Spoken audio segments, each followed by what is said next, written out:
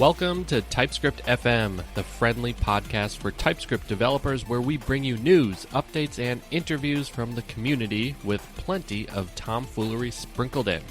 I'm your host, Kamran Ayub, and I'm joined by my co-host and best bud, Eric Onerheim. Together, we're the two TypeScript fools. Welcome to the show.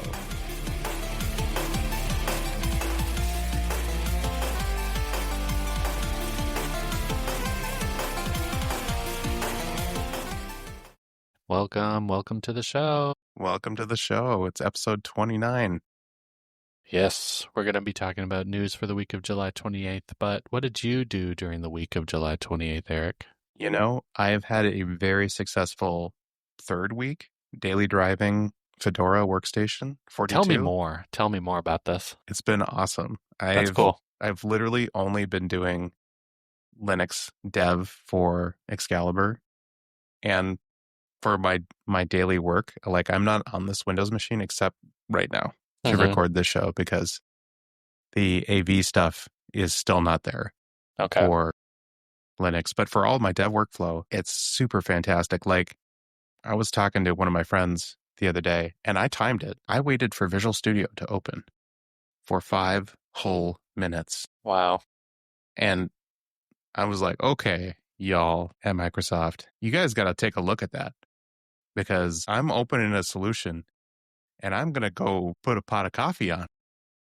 Like, it's old school. And I'm not even building the software. I am waiting for the editor to build the software. And a totally different front, I had some like warmed my heart news. Like, someone did a GMTK jam with Excalibur and made like a really cool game called 10 of You. Let me pull it up. I think you have to face old versions of your previous self in this game.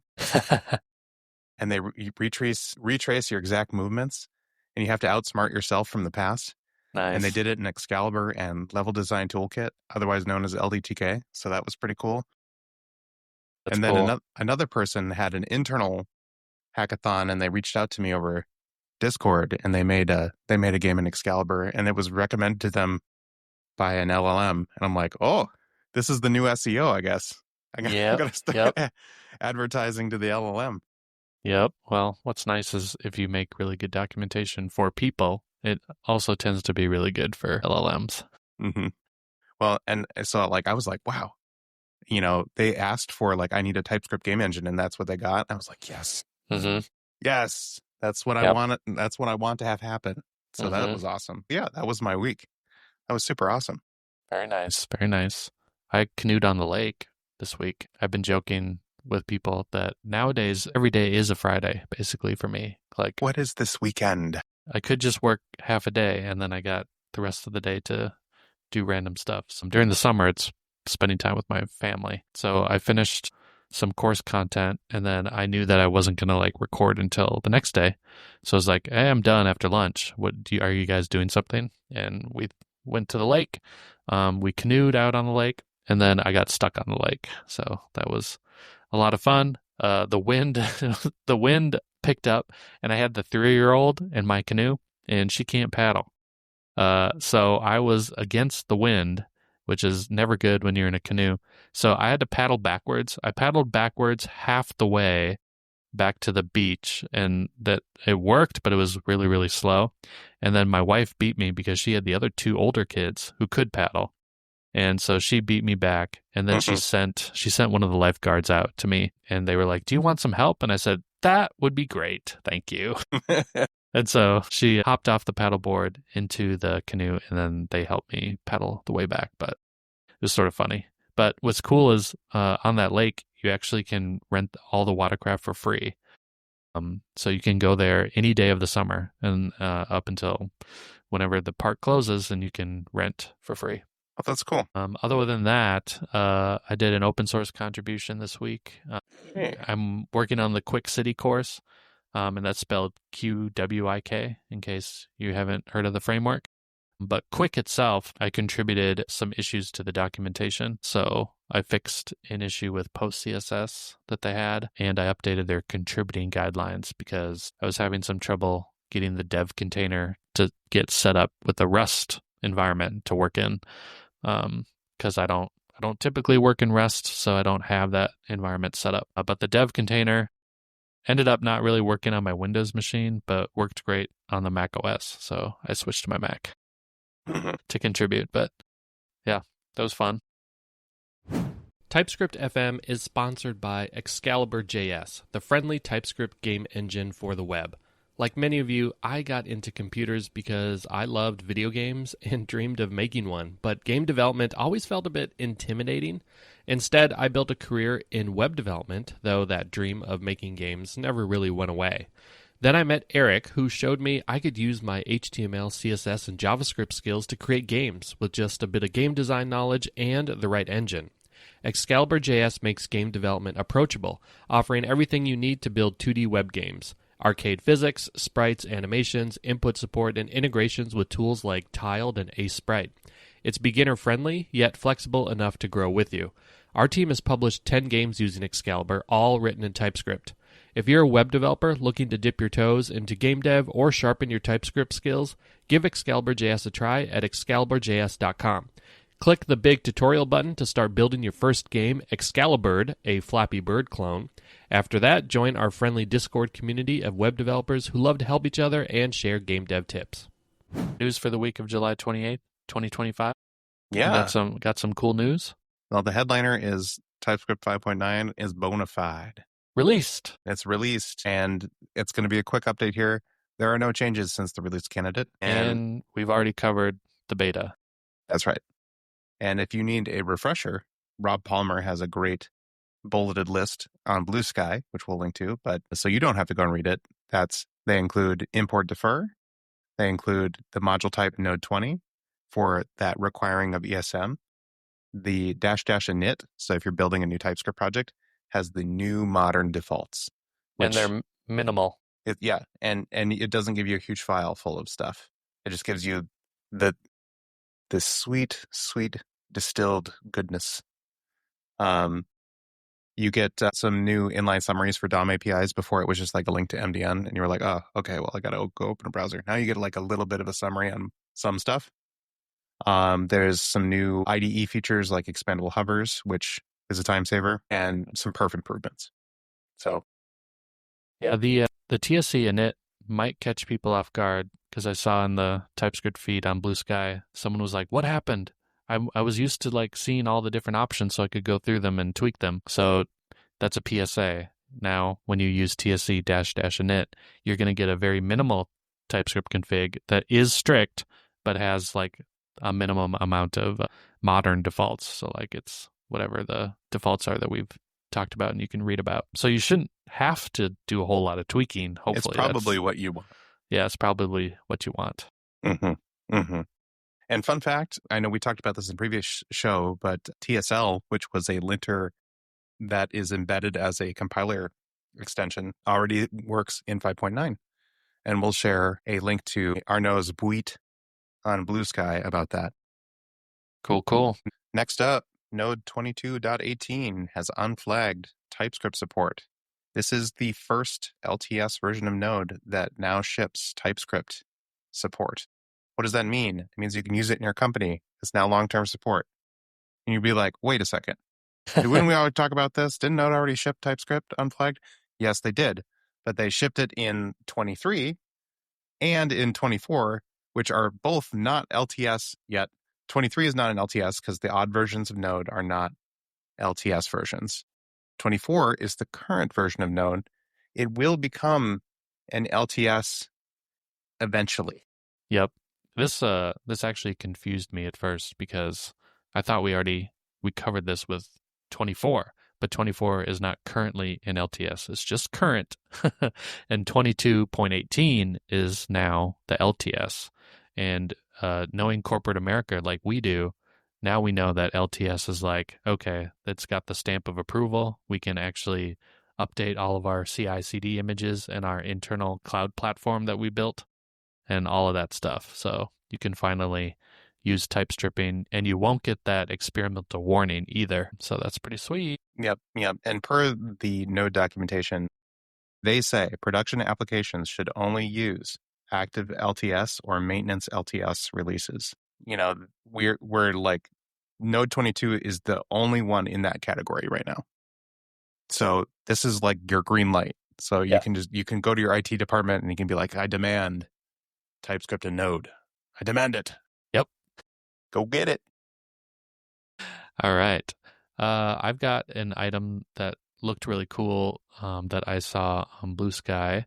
It's a brand new runtime. It's a server. It's like a server runtime. It's a Next.js alternative. It's written in Rust, and it's built on Deno and V8. And it's called Rari. It stands for Runtime Accelerated Rendering Infrastructure. So it's a full stack React runtime that is purportedly 4 times faster than Next.js. So there's a couple cool things to note here. First, they didn't reinvent build tooling. They actually just extend Vite for build tooling. And then it's got full support for React server components, including streaming. And as TypeScript developers, it's got full TypeScript support with intelligent type inference across the client-server boundary. And that means that props flow from server components to client components with complete type safety. So personally, I think this is pretty compelling. I mean, it's brand new, so it's very, very fresh bits. But if you think about a Rust-based alternative to Next.js, like that is pretty compelling. Because why not switch and get the performance boost, right? But anyway, if you are interested in some more details around Rari. I want it to be Rari because it's built on Deno, and dinosaurs make rar sounds like my daughter does. She goes, I ask her, what does a dinosaur make? She goes, rar. All right, we're going with that. It's called Rari. Mm-hmm. And if you're interested in the details, Ryan has a Blue Sky thread with a whole bunch of details about some of the internals and how it's built. So definitely go check it out. It's brand new on the block, so take it with some trepitude. Trepitude. I like trepitude. Speaking of Next.js and SvelteKit, Deno just dropped some new templates for building SvelteKit apps and Next.js apps on Deno. There you go. So if you were like, you know what? I don't want to use the Triangle Company anymore. Let's try out Deno. And I can do my SvelteKit, and I can do my Quick City. I can do my Next.js apps in Deno. And they have a whole bunch of new templates that they just dropped. So you can just get right into it and get started. And I'll have a link to the Buit where they link out to their documentation. But this is something I really want to try out. Yeah, this is super cool. I'm wondering if they also include information. Can you deploy those to Deno deploy as well? I would be surprised if that were not a possibility. Yep. At the bottom, have a click deploy it to Deno deploy. There you go. Yeah. Yep. If there wasn't that call to action in it, I would be questioning. Yep. If you want to switch over, then they give you that opportunity. Yeah. But it might be something to check out, especially like if you're looking for potentially like a cost angle, or you're looking at like maybe this Deno security model is something that I'm interested in. This might be a thing to check out. Or you want that native TypeScript first kind of developer experience. That's sweet to type. You can go back and listen to our Deno episodes. We don't talk about Deno if you're interested in our thoughts on that and why you might want to use them.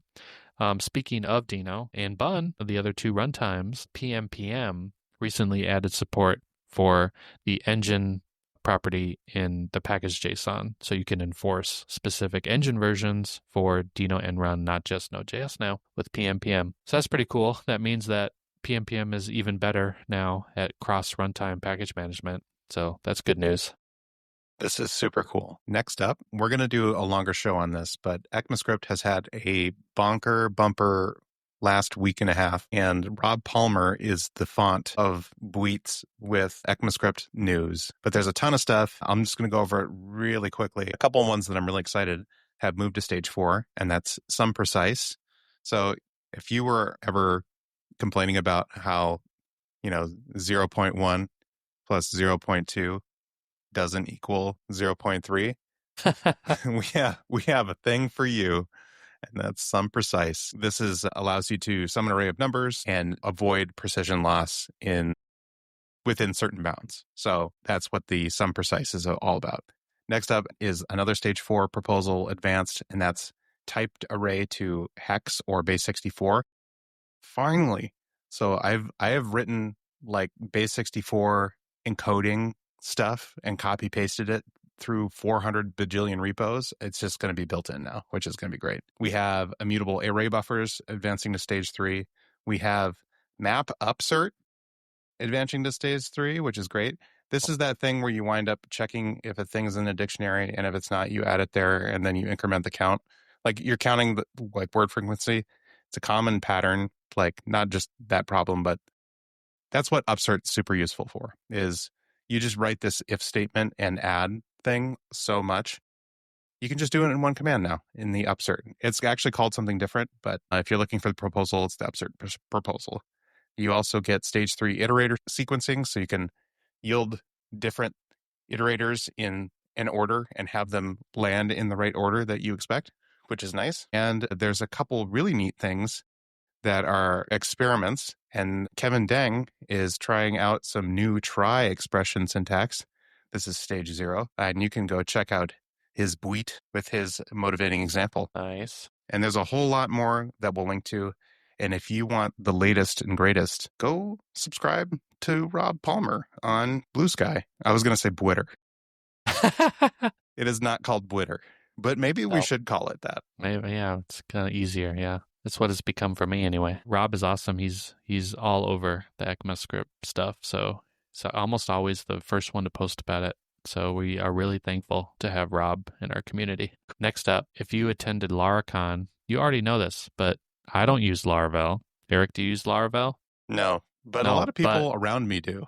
A lot of people do, and they love it, and for good reason. I think they focus a lot on a great developer experience. But they recently announced the stable release of a tool they call Wayfinder. What this does is it generates backend types and routes for your TypeScript. And so we had a community member in the Excalibur Discord mention this. And so what they said is PHP's type story has improved dramatically over the last few years. You have type unions, there are nullable types, and never types.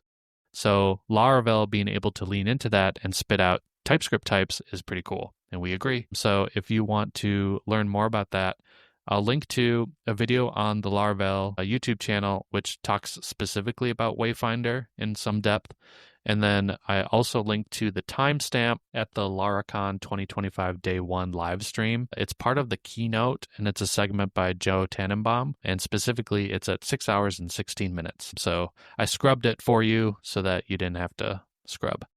So he talks about Wayfinder and what it's good for and some of the pain points. But you can imagine that if you want to avoid magic strings that are like, slash my API slash my route, that's what Wayfinder helps with. Plus, it does a little bit more stuff, like it strongly types your controllers too as well for your front end. So yeah, this is cool stuff. It's something that I personally do that I did in my .NET app using like a text templating language. So I have source generators for all my controllers so that it's all strongly typed, and I can just say like my controller dot, do something, and it automatically injects the right route, so I don't have magic strings either.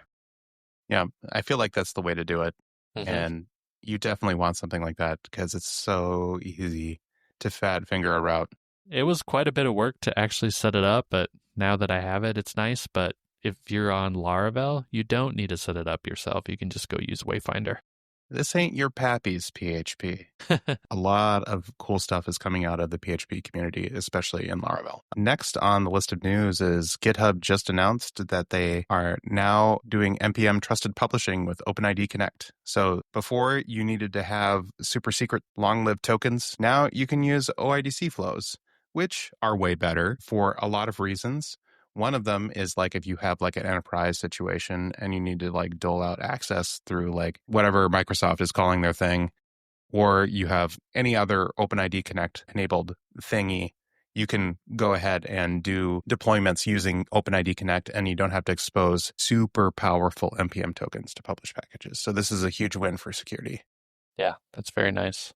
And speaking of security, we have a PSA. More JavaScript library vulnerabilities. Ooh, this will have to be a weekly segment, huh? What's new in supply chain attacks? So this one is you're using math.random for a thing that you shouldn't use math.random for. So this is CVE 2025-7783. It's called form data library. I think they were creating multi-part form boundaries, the seed for those IDs using math.random. And so, Math.random is not crypto random. no, so it's kind of mind-bending, but attackers can use the output of math.random if they know that you're using it in different places in your app, and they can figure out the seed, and then they can guess at the next random that gets spit out with a pretty high accuracy. Yes. The fix does the thing that it should have done, and it's using crypto random. But make sure you go and update your form data library to version 4.0.4, 3.0.4, or 2.5.4, depending on your current major version.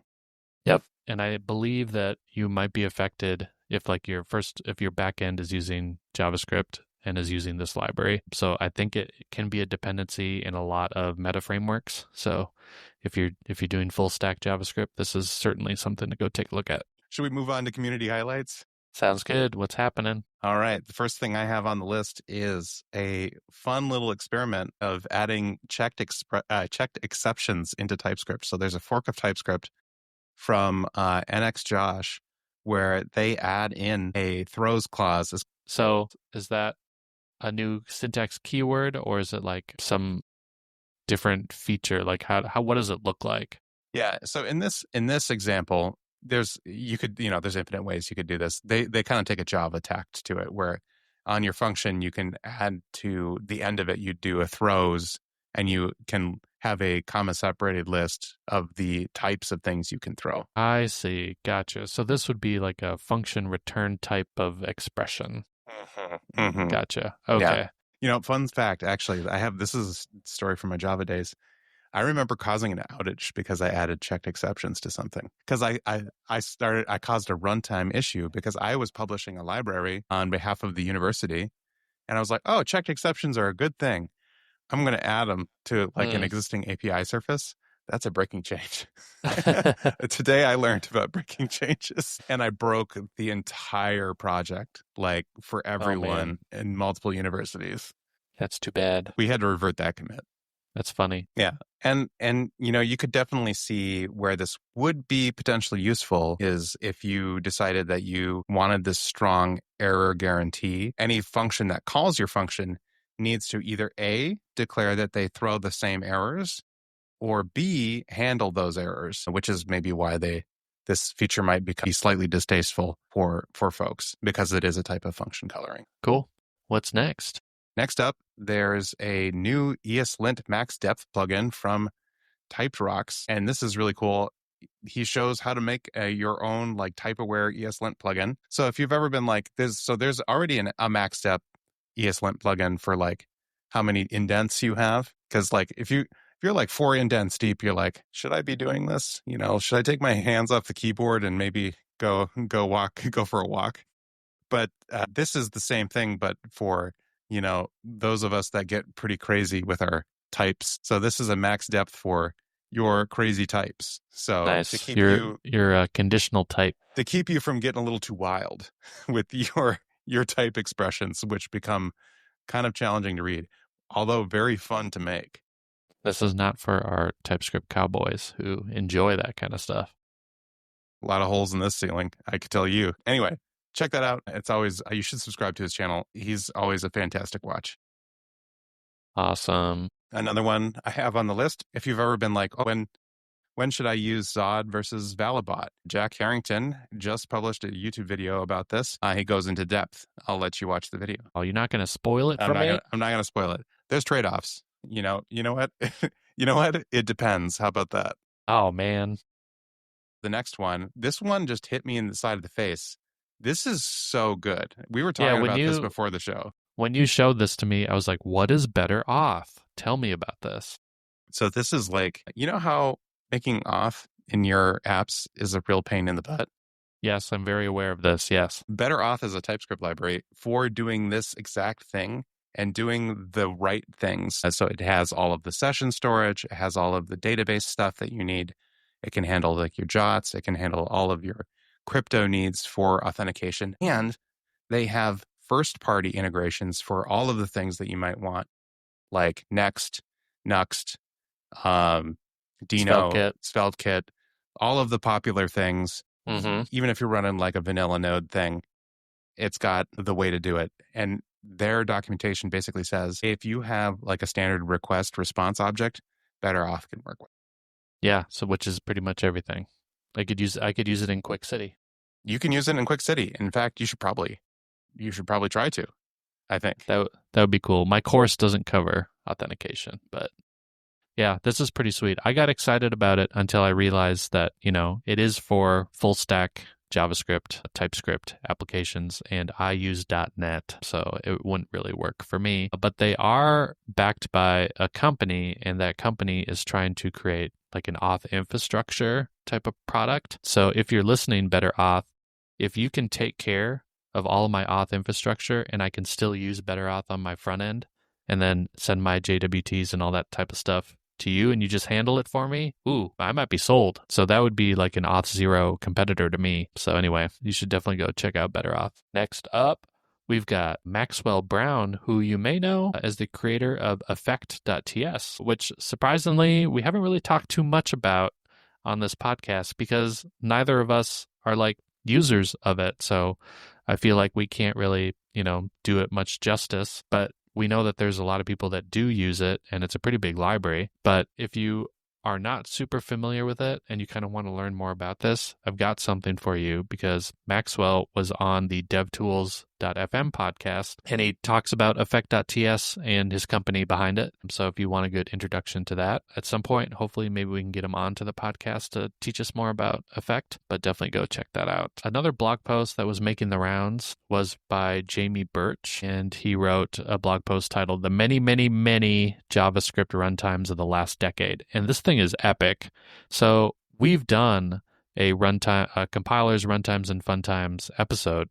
And even in that one, it started to get real long. There's just so much to talk about. But Jamie goes into a lot more depth than even we do and goes through all the different types of runtimes that there are. And he's not even touching like specialized game runtimes and stuff that can run JavaScript. So the rabbit hole can go even deeper. But it's a really long article and it's super cool. So you should go check that out because he put a lot of work into it. I think he put like a year of work into writing that thing. Next up, you've probably, hopefully, already listened to the TypeScript security episode with our friend of the show, Liran Tal.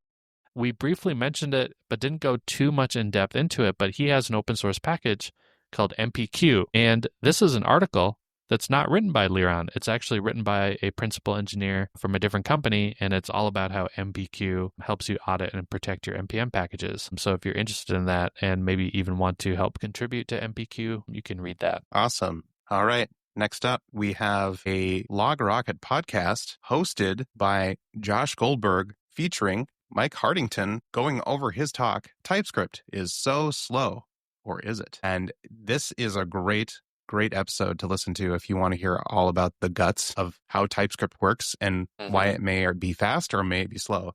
And a lot of it's like, most people won't run into this problem. You need to be doing something like redonkulous for this to be a problem for you. But if you ever are in the situation, there's some tools, there's some tips on how to get yourself out of this problem. Yep. And we did cover this talk. Mike gave it at a conference, but if you weren't able to attend or don't want to watch the video and just want to listen to it, this is a podcast version of the talk, basically. Next up, if you want to learn TypeScript, but also learn how to build games, there is a new course by Construct, the 2D game engine, where you can learn TypeScript as a beginner from scratch while also learning how to build games. So it's an online course. I think I clocked it around 5 hours or maybe like 4 hours, 4.5 hours, somewhere around that. So a lot of great content. It's split into 2 modules, I think. And they've also got Learn JavaScript in Construct. But obviously this one is brand new and they just finished it. So I think this is a really cool way to learn TypeScript. Obviously, this podcast is sponsored by Excalibur.js, which is the TypeScript game engine. But even we don't have a course that's like, here's how to learn TypeScript in Excalibur. Yet. yet. So this is some cool inspiration for us, but you should use what makes you happy, and you should go try out Construct and see if you like it. But this is I think a really cool way to learn TypeScript. All right. The last community highlight I have is a funny tweet from easrng. I'm going to say that that's their username. So the premise goes like this. I offer you a trade. I receive 5 to 8 seconds to added to your TSC check times. You receive the ability to parse arbitrary TypeScript types from string literals using TypeScript types. And they post a link up to their GitHub TS ints where they, in fact, do this. And then in a reply, Jake Bailey's like, please, no, please, I beg you. Yeah, this is super funny. I actually did see this on, I don't know if it got to the front page of Hacker News, but it was pretty upvoted. So I think a lot of people find this pretty funny. No, this is great. You should check it out. Give them an upvote, a heart star, a retweet. This is great. Love it. I have a secret of the handbook for you this week. Hit me with it. All right. So have you ever heard of the InstanceType utility type? So I'm not lying. I actually haven't. No, you know what? I hadn't either. And this actually came from a community member in the Excalibur Discord where they were talking about polymorphic returns for different factory methods, where if you wanted to like extend a type and then have a factory method on a subtype still work, you wanted to be able to return something that was a valid instance. So, and actually type that. So I've linked the pull request to this. Effectively, what it allows you to do is get the type of the constructor type of a type that you provide. Okay. So you can strongly type like a factory function. That's cool. Given a type, which is pretty neat. I had no idea this existed. Yeah, that's really neat. So it's a generic utility function. So instance type of T. And so you pass in what would you pass in the base class? What would you pass into that T? Yeah, that's a great question. So I think a good motivating example is actually, I'll just read from the PR. But in this example, we're adding like a clone method. So like we have this clone, type called animation, and we're going to go .clone, and we want to return an animation, or potentially you extended that type. You extended animation, you made your own special animation. It's like my special animation. Yeah. Well, you want it to return not animation, which was what it would do if you just extended it. Well, on the base type, they've made a change here where they do .clone and it returns instance of type T. And then what we pass into that T is type of animation. So then instance type of animation will give you the right constructor. So T extends type of animation. So if you extend this class, suddenly it gives you the right polymorphic type. Okay, I see. So this is made for like a very specific kind of use case. Yeah. That's cool though. Yeah, very nice. Yeah, that's super neat. It's mind-blowing. It never crossed my mind to do this, but because I didn't know it existed. So today I learned. Nice. A very arcane secret. I love it. Yeah. Yeah. You got some cool links for us? I have some cool links. Have you ever wanted to make like some cool animations, like 3 blue, 1 brown YouTube videos? You should check out MotionCanvas so you can make cool animations with TypeScript. And you know what? It's using my favorite thing, coroutines. What kind of animations are we talking about? 2D animations. So like if you're if you want to make like 2D graphs or circles moving around, doing some cool stuff, you can do all kinds of really neat stuff. And it's all doing generators, which are just coroutines, but it's really cool. And you should check it out. It's a very neat animation system. And it's in fact how I do animations in my games is I use coroutines, not MotionCanvas particular, but I use a similar style. Cool. Very nice. And my next cool link is because I'm really enamored by doing terminal UIs lately, but this is a TypeScript way of making terminal UIs, and it's called opentui for terminal UI. Yeah. You should check it out if you want to make a terminal UI. That's neat. I'm just thinking of one I've mentioned before, I think is called Ink, but it lets you write JSX. So like if you are more in the React camp and you kind of like that JSX syntax, then Ink lets you write it's not really React, but it's JSX based UI. For like the terminal.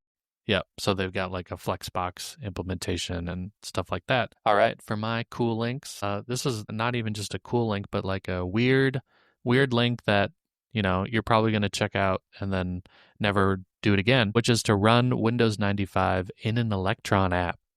So it runs cross-platform Mac OS, Linux, and Windows. And yeah, literally, I downloaded the installer, double-clicked it, and bam, there I go. I have Windows 95 running in Electron. So I think the interesting thing is the way that it works is it is using WASM, and then we were talking about this. It mounts the disk image of Windows 95 and then runs it. So it's like it's emulated, but I was playing the Space Cadet pinball because that's what I used to play as a kid. And they also have pre-installed Doom and Wolfenstein, and the performance wasn't bad. Like I was playing it on my machine. I have a pretty beefy machine, obviously, but there was no slowdown with playing Space Cadet or anything. I didn't try out Doom or Wolfenstein. But anyway, it's just for fun. And Felix, who is the one who created it, is like, Windows 95 running in an app. I'm sorry. So that's what you get. But I posted a screenshot of me playing Space Cadet on Blue Sky, and it's one of my most interacted posts recently. So funny. I love that so much. Yep. The other cool link is probably more of a cool link for, like, I would expect like you to have this cool link. Yeah, I'm looking at this and I'm like, dude, I want it. So this is called comptime.ts. And we've actually talked about comptime before because I'd never heard of this. But in Zig, there's a function called comptime, which allows you to write expressions or code that get evaluated at compile time and not at runtime. And this is an equivalent for TypeScript projects with Vite and Bun supported. And obviously, there's specific things that need to be true for this to work. I think one of the major things is it has to be serializable to JSON, but this is super cool. So like you can write a comp time expression like 2 times 2, and it gets evaluated at compile time to be inlined as, my function 4 rather than 2 times 2. So, but you can do a lot more sophisticated stuff with that. One of the examples is like CSS and JS and like evaluating it at compile time instead of runtime, which would be a pretty big performance boost. But comp time itself is going to come with some performance trade-off to evaluate that stuff. But anyway, you can go check it out. Yeah. And what's nice, though, is that performance trade-off happens at build time, not for your client. So I could totally see this being a huge deal for like, template rendering. Like if you have a template that you're like, well, this is a static template, it's just, we're just going to compute something once. This seems like it could be really cool. Yeah, I thought this would be right up your alley. This is so up my alley. It hurts. I'm actually going to star this right now. It's only got 28 stars. It needs more stars. Yeah, I saw this on Hacker News, and it didn't get a whole ton of upvotes, so I'm sad about that. But hopefully our community would be interested in this. What would be really awesome is if more languages take this innovation from Zig, because it's really cool. It's like it's a meta programming language for the language in the language. So that's basically what you're getting here is like you can do meta programming in TypeScript with TypeScript instead of doing something weird like where you need to emit. This is basically source generators, right? Yeah. This is, you can start to like really get your wheels turning about really cool stuff you could do. So like one thing I wish more than anything on earth is that C macros would die. And this is like the best thing ever. So if you can write a thing in the language that is, it just makes it easy to debug because it's the same language and you can put a breakpoint in it. And 2, it's easier to read than doing like weird text replacement. Anyway. Yes. So cool. I agree. Yeah, that's pretty sweet stuff. So I think that is it. Now, one of the recent pieces of feedback that we got on the show was that it feels like right after cool links, we say goodbye, and then that's like the end of the episode. And that is sort of the point because we don't want to waste a whole lot of your time. But I thought one thing that we could do maybe to make it a more smoother transition to finish out the episode is there one thing that you remember from this episode that you're going to like take with you or go do? Well, I think now that that comp time, I didn't even read your notes here. I might go play with that. I need to do more comp time. And the other thing is I'm really, really interested in what is going to come out of ECMAScript here in the next year or so, because there's a lot of cool proposals in the pipe and I'm hoping for a couple in particular. I won't spoil it. We'll save that for the ECMAScript episode. But there's a few that I'm really excited about. Nice. I think for me, I am very interested in better auth. So, because I mean, honestly, when I saw that, I was like, "Ooh, this is really sweet," because I am in the process right now of planning for how to migrate a lot of my web front end over to modern.NET. And part of that is redoing the auth stuff that I have. So auth is top of mind for me. So I'm going to go check out better auth. All right. Well, you have a good one. I know it's late because we're recording this a bit late because you had carpet cleaners come in for National Carpet Cleaning Month. In August, which is not carpet cleaning month, but July is. But did you schedule it in July? You know, it was scheduled in July because we saw the coupon was out there and we're like, oh, well, we should. That's why they do it. Yeah. Yep. Because we heard it on the radio. Oh, it's National Carpet Cleaning Month. You know, get your carpet clean. I'm like, they just do that so they can do the deal or whatever. We should. And it works. We should make a month of the year like Excalibur month, you know, and then that's what it is. Did you know on the internet you can just say things? You can just say things. Yep. We can just invent our own holidays. Yeah, we can just invent a holiday, you know, like carpet cleaning month. Yeah. You know, but my carpets smell real nice. Zero res. It's spelled the same forwards as it is backwards. All right. With that, now we're going to say goodbye. Goodbye. See ya.